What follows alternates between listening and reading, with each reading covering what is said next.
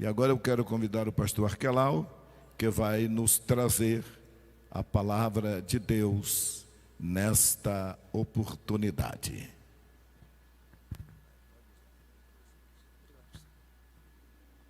Cumprimento a todos com a paz do Senhor. É sempre uma alegria estar na casa de Deus e uma grande responsabilidade ministrar a palavra. Quero convidá-los a abrir a Bíblia no livro do Gênesis. Gênesis capítulo 16, a partir do versículo 5. Acompanhe na sua Bíblia a palavra de Deus. Gênesis 16, 5 a 13. Então disse Sarai a Abrão: meu agravo seja sobre ti. Minha serva pus eu em teu regaço. Vendo ela agora que concebeu, sou menosprezada aos seus olhos. O Senhor julgue entre mim e ti. E disse Abrão a Sarai: eis que a tua serva está na tua mão. Faze-lhe o que bom é aos teus olhos. E afligiu a Sarai, e ela fugiu de sua face. E o anjo do Senhor a achou junto a uma fonte de água no deserto, junto à fonte no caminho de Sur. E disse: Agar, serva de Sarai, de onde vens e para onde vais? E ela disse: venho fugida da face de Sarai, minha senhora. Então lhe disse o anjo do Senhor: torna-te para a tua senhora e humilha-te debaixo de suas mãos. Disse-lhe mais o anjo do Senhor: multiplicarei sobremaneira a tua semente, que não será contada, por numerosa que será.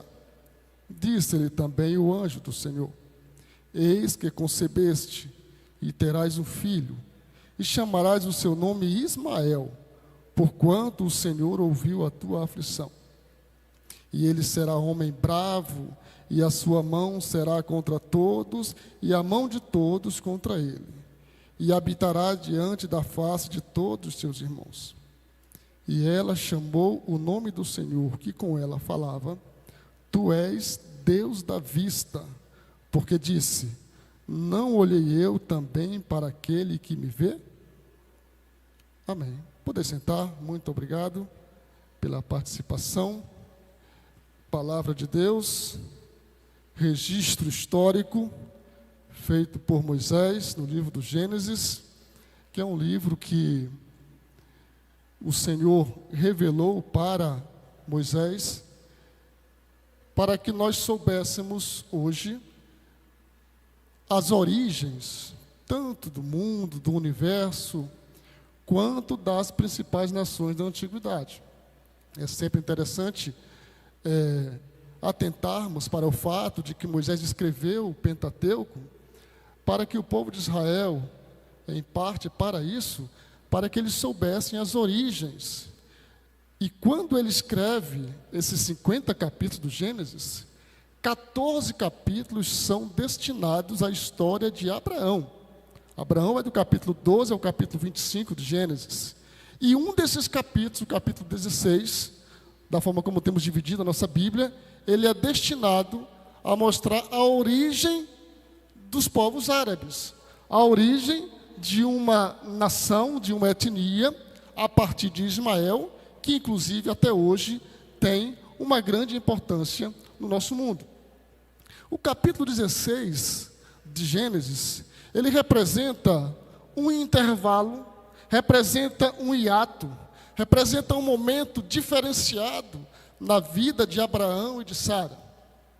E no versículo 1 desse capítulo, nós já vemos os 3 personagens principais desta história: Abraão, Sara e Agar. Aqui o nome dele ainda era Abrão e o nome dela Sarai. E aí entra em cena a história de Agar, que nós vamos conhecer um pouquinho nesta reflexão bíblica. Abraão tinha a promessa de Deus para ser pai de nações, para ser pai de gerações. Deus chamou Abraão e disse: olha, sai da tua terra, sai do meio do teu pessoal, da tua família, dos teus familiares, da tua parentela, como lemos, e vai para uma terra que te mostrarei. E Deus então começa a fazer promessas para Abraão. Abraão tinha então 75 anos de idade e Sara 65. E é o que nós temos registrado no capítulo 12 de Gênesis. E Deus disse a Abraão: eu vou fazer de ti uma grande nação. Você vai ser pai de multidões, e em ti serão benditas todas as famílias da terra. Você não será só abençoado, mas você será fonte de bênção para gerações e para nações. Mas o curioso é que esta promessa de Deus é para um homem sem filhos, é para um casal que não tinha filhos, e o mais grave ainda, humanamente falando, para um casal de velhos, um casal de idosos. Diz a Bíblia que para Sara, já havia cessado o costume das mulheres. Ela já não tinha mais período fértil. Ela já era uma senhora em idade avançada. E Deus então traz uma promessa de que, além de ser mãe, e que ele, além de ser pai, os seus filhos seriam numerosos. Não daria de ser contados. Mas, queridos e queridas, passam-se 10 anos e nós continuamos vendo um casal de idosos vivendo de promessa, na esperança de receber um filho e nada de ter um filho. Esse é o contexto da história que nós temos anterior ao capítulo 16 de Gênesis. E o versículo 1 de Gênesis, o versículo 1 do capítulo 16. Ora, Sarai, mulher de Abrão, não lhe gerava filhos, e ele tinha uma serva egípcia, cujo nome era Agar. E é bem interessante, porque em outra versão vai dizer assim: Sara não gerava filhos para Abrão, mas tinha uma serva por nome Agar. Então a tendência de quando nós recebemos uma promessa de Deus, nós esperamos para logo. E isso é natural, é normal. Na verdade, a fé é exatamente o firme fundamento das coisas que se esperam e a prova das coisas que se não veem. Então, quando Deus promete para nós, nós já passamos a ver esta promessa cumprida. E isso se torna difícil às vezes, quando o tempo vai passando e a promessa não chega. E foi o que aconteceu com Abraão e Sara. De repente, Sara agora já com 75 anos, e Abraão com 85 anos. Então Sara olha para sua serva Agar e vê nela uma solução para o seu problema. Vê nela exatamente um meio intermediário para que Deus cumprisse a sua promessa. Mas Deus não havia dito que ela teria um filho por meio de uma serva. Deus havia prometido para Abraão e para o casal, evidentemente, que ele seria pai de nações. Então Sara lança uma proposta para Abraão. Abraão, uma solução. Através da minha serva, eu vou ser mãe. Através da escrava Agar, eu vou ser mãe. E para os nossos dias é bem estranho isso, né? Mas isso era algo bem comum na antiguidade. Não quer dizer que era algo aprovado por Deus, mas era algo comum. Uma mulher não tinha filhos, era estéril, então ela se utilizava de uma serva, de uma escrava, de uma ama, para que através dela tivesse filhos. Isso vai acontecer também com Raquel, esposa de Jacó. E depois Leia também vai fazer isso. Interessante que quando Sara lança a proposta para Abraão, Abraão aceita. O nosso pai da fé, no momento de falta de fé, ele abraçou aquela proposta intermediária de ser pai, mas não através de sua esposa. Ainda que fosse o patriarca da fé, mas nesse momento Abraão, ele fraquejou, porque ele aceitou aquela proposta. E na verdade, o texto original hebraico, ele vai dar exatamente uma definição de que Abraão obedeceu a sua esposa quanto àquela proposta. Nós lemos aqui que ele concordou. E então Agar é engravida de Abraão. E diz a Bíblia que quando ela estava grávida, ela então agora vai passar a desprezar sua senhora.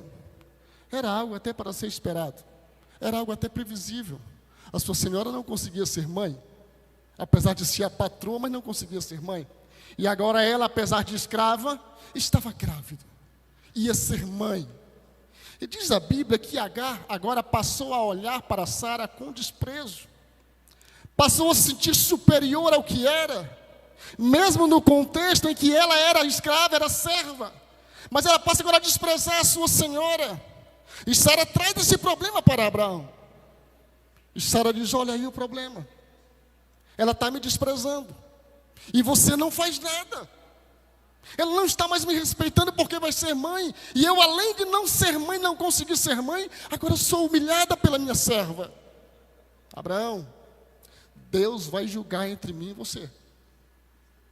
Ela passa a culpa para Abraão. E é interessante que o texto nos deixa bem claro que Abraão devolve para ela o problema. E ele disse: olha, ela continua sendo tua serva. Faça o que você achar por bem. E aí a coisa vira, porque a Bíblia diz que Sara agora passou a afligir Agar. Passou a tratá-la mal. Foi uma aflição tão grande, uma pressão tão grande, que Agar então foge. E aqui chamamos a atenção para o significado do nome Agar, que significa exatamente fuga. Ela era uma escrava egípcia, que já estava com Abraão e Sara há algum tempo, talvez na ida de Abraão ao Egito. E o seu nome dizia alguma coisa sobre ela, como que ela fazia para lidar com os seus problemas. Ela fugiu. E aqui entra exatamente o que queremos destacar nesse texto, nesta reflexão bíblica. Porque no versículo 7, e o anjo do Senhor a achou junto a uma fonte de água no deserto, junto à fonte no caminho de Sur. Nós temos uma mulher que foi afligida, uma mulher que estava agora sem abrigo algum, e ela foge para o deserto, mas o Senhor a acha. Queridos e queridas, a nossa sorte, em todos os aspectos, é que o Senhor nos achou. Inclusive e principalmente para nos salvar. Mas esta graça de Deus, a salvação, ela vem acompanhada de bênçãos. E quantas vezes quando passamos por dificuldade, por lutas, que às vezes sequer conseguimos orar, às vezes até apenas balbuciamos, como Ana, quando pedia um filho a Deus. E aí então o Senhor nos acha, Ele nos encontra e nos chama pelo nome. Porque é assim que Ele fala: Agar, serva de Sarai. De onde você vem? Para onde você vai? E chamamos a atenção, é lógico que Deus sabe. Deus é onisciente. Mas Ele quer se relacionar com as pessoas, e então Ele interage. Ele suscita a conversa. Ele poderia chegar dizendo: você está fugindo de Sara, e você está indo para o deserto do sul, está planejando voltar para o Egito. Não, o Senhor chega e chama: Agar, de onde você vem? Para onde você vai? O que está acontecendo, mulher? E aí então Agar conversa: estou fugindo da minha senhora. O Senhor nos conhece pelo nome. O Senhor conhece nossas necessidades. E a Bíblia diz que o anjo do Senhor então fez promessas para Agar.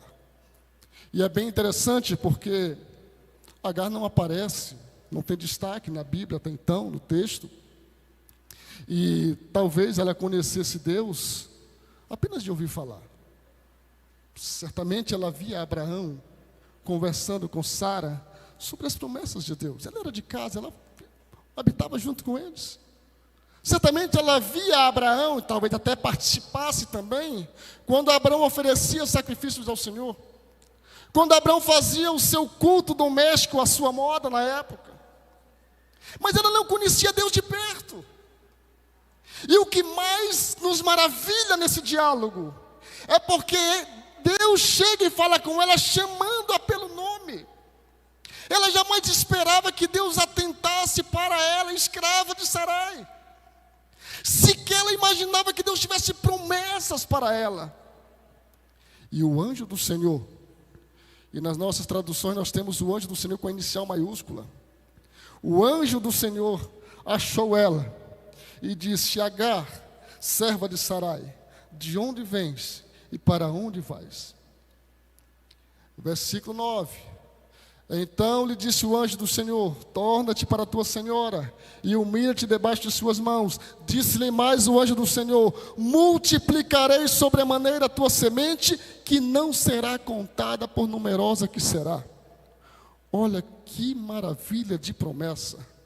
Para alguém que tinha perdido o teto, para alguém que tinha perdido o que tinha de importante, que era a família de Abraão, de Sara, agora ela recebe uma promessa de Deus, semelhante à promessa que Deus vinha dando para Abraão. Deus havia dito para Abraão que nele seriam benditas as nações da terra, e que ele seria pai de nações, seria numerosa a geração dele. E agora Agar ouve de Deus dizendo que a sua geração, que a sua descendência também seria numerosa. E o anjo do Senhor continua a conversa com Agar. Dá o nome da criança que vai nascer. E no versículo 13, e ela chamou o nome do Senhor que com ela falava: Tu és o Deus da vista, porque disse: não olhei eu também para aquele que me vê? Nisso consiste o assombro, o santo assombro de Agar. Ela ficou admirada, porque Deus a via, Deus olhava para ela e acompanhava ela, e sabia o nome dela, e aí ela se atreve a chamar Deus de o Deus que vê.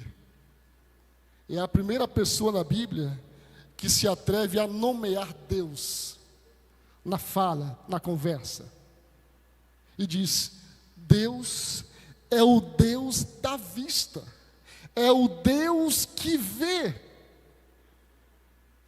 E para nós, esse Deus é o Deus que apenas nos salvou e que não nos acompanha mais? Ou Ele é o Deus da vista para você também? É o Deus que acompanha a sua vida, o seu caminhar, que conhece os seus problemas, suas necessidades? É o Deus que sabe, inclusive, que você precisa ser salvo em Jesus? É o Deus que sabe que você é necessitado da graça dEle? É o Deus que resolve os seus pequenos problemas? É o Deus que se ocupa e se envolve nos seus grandes problemas? É o Deus que te ama. E assim como estudamos pela manhã hoje sobre Jesus e a família de Betânia, é o Deus que ama a sua família? É o Deus que se envolve com você? É o Deus presente. E quando falamos sobre os heróis da Bíblia, sobre os personagens do Antigo Testamento, nós temos a tendência, às vezes, de achar que esses milagres ficaram lá. É natural, a gente olha e glorifica e acha bonito. Puxa, Sara foi mãe com 90 anos. Abraão com 100 anos. Isaac orou 19 anos para que Rebeca tivesse filhos. Milagres e milagres. Mas nós vivemos milagres.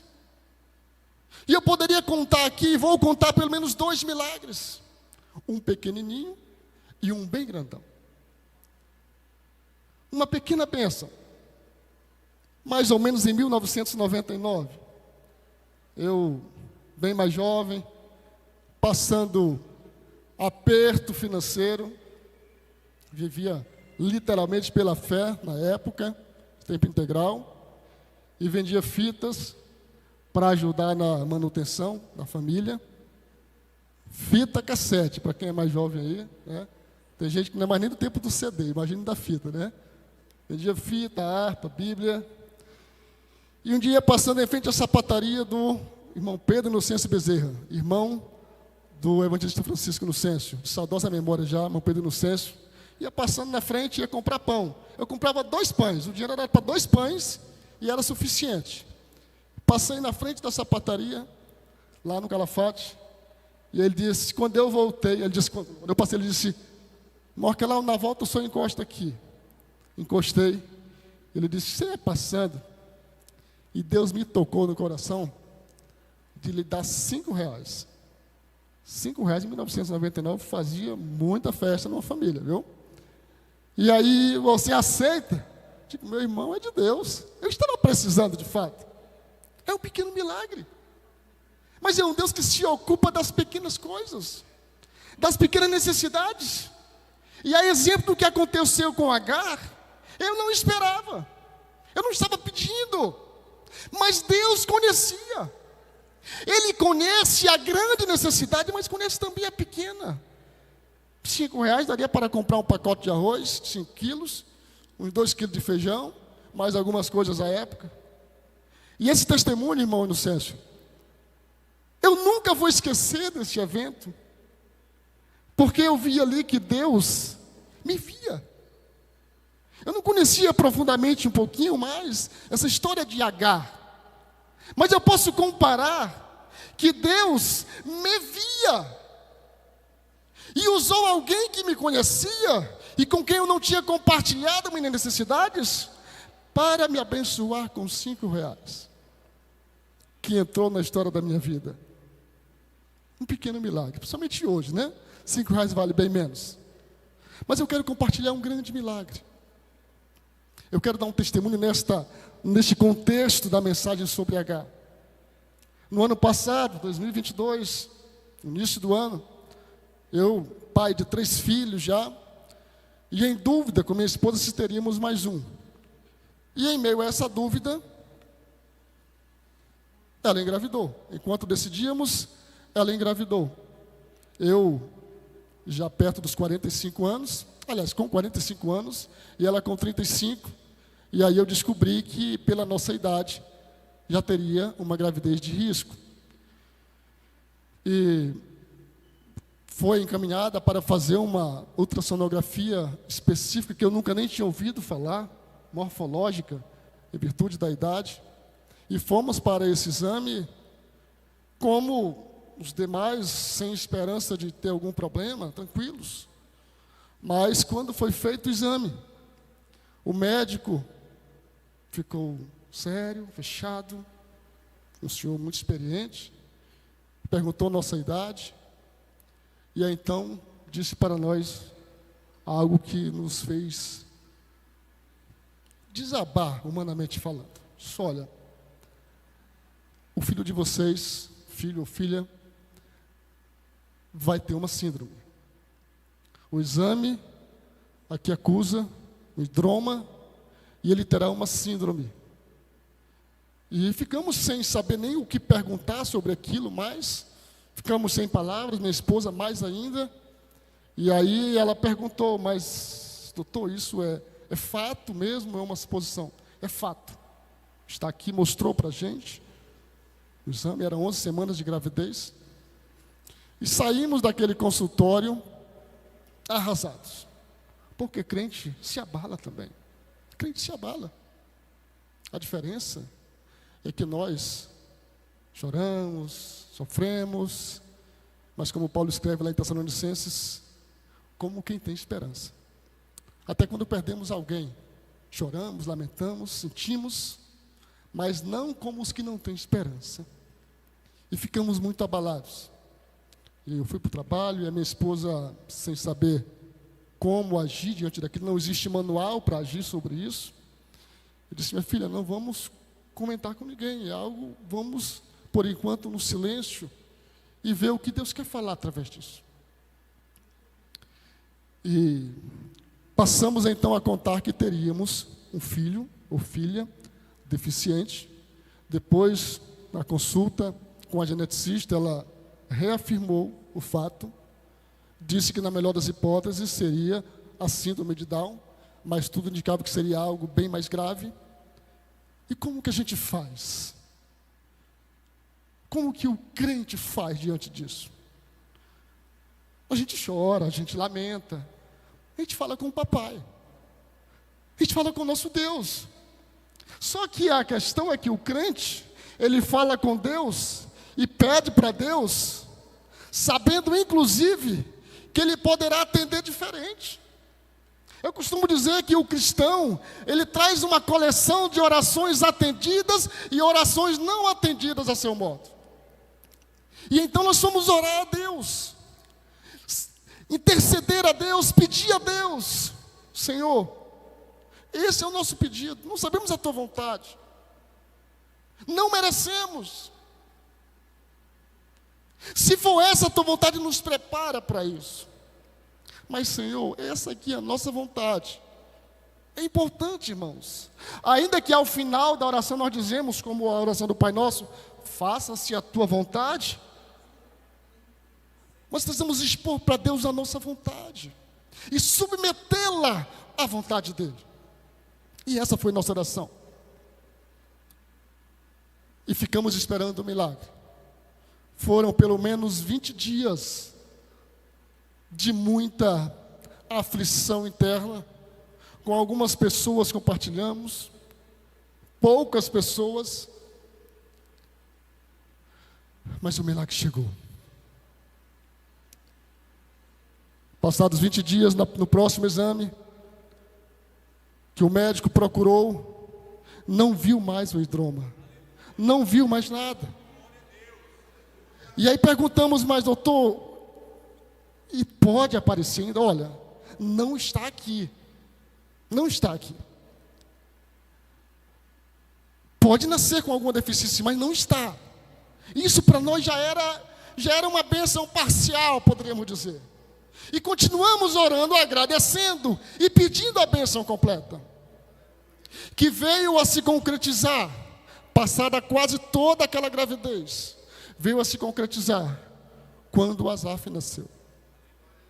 E a ansiedade da minha esposa de ver o Asaf depois que nasceu. E quando olhamos para o pequeno Asaf, perfeito, saudável, primeiramente vivo, né? Porque havia a possibilidade, inclusive pastor Luiz participou de um culto lá em casa que fizemos de ação de graças. Havia a possibilidade de sequer chegar ao final da gravidez. E aquela criança nasceu perfeita, mais risonho do que os demais. E no dia 12 de dezembro deste ano passado, quando ele estava com 2 meses, o último exame, que era bem decisivo, nomes que eu nunca tinha ouvido falar, um tal de cariótipo, que detectaria exatamente essa perfeição cromossômica dele. E lá estava tudo perfeitinho, tudo corretinho, porque Deus, o Deus que vê, Ele quis que aquele milagre fosse realizado. Ele quis que tivéssemos um filho saudável. E quando os médicos olharam, eles são técnicos na área deles. E eu aqui destaco que o médico estava certo no começo. O médico não estava errado.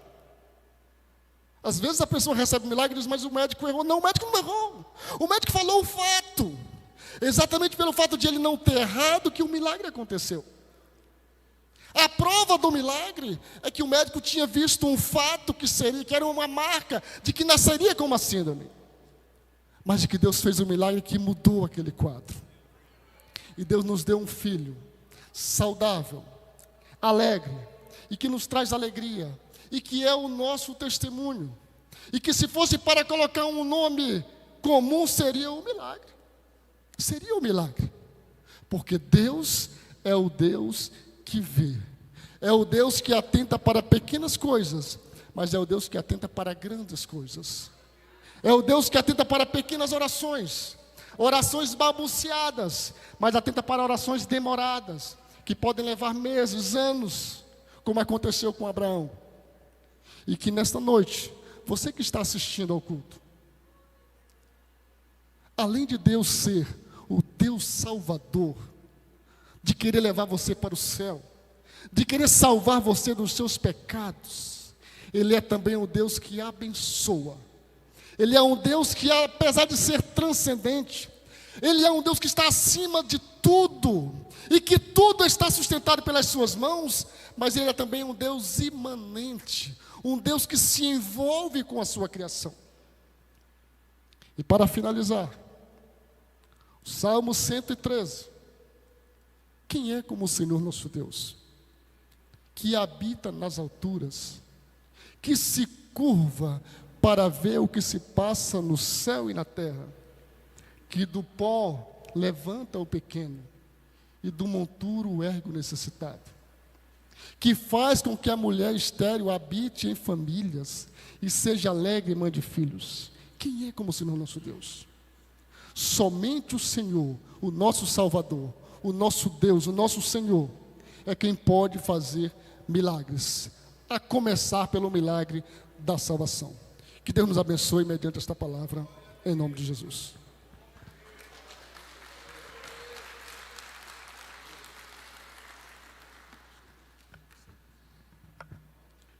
Glória ao nosso Deus. Esteja em pé.